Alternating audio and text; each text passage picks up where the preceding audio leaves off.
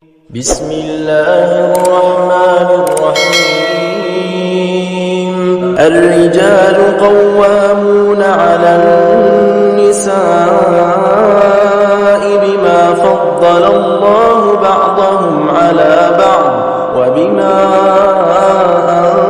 أنفقوا من أموالهم، فالصالحات قانتات حافظات للغيب بما حفظ الله، واللاتي تخافون نشوزهن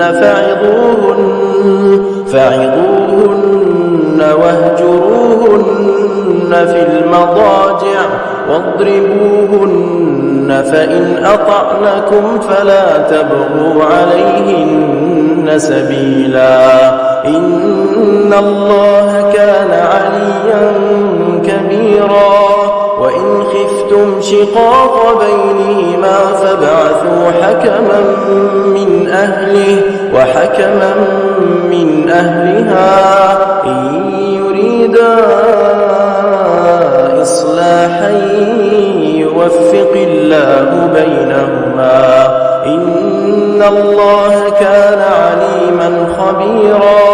واعبدوا الله ولا تشركوا به شيئا، وبالوالدين إحسانا، وبذي القربى واليتامى والمساكين والجار ذي القربى والجار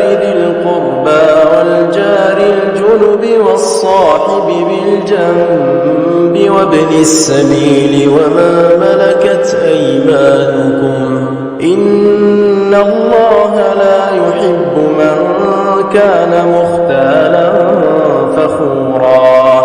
الذين يبخلون ويأمرون الناس بالبخل ويكتمون ما آتاهم الله من فضله، وأعتدنا للكافرين عذابا مهينا. والذين ينفقون أموالهم رئاء الناس ولا يؤمنون بالله ولا باليوم الآخر، ومن يكن الشيطان له قرينا فساء قرينا.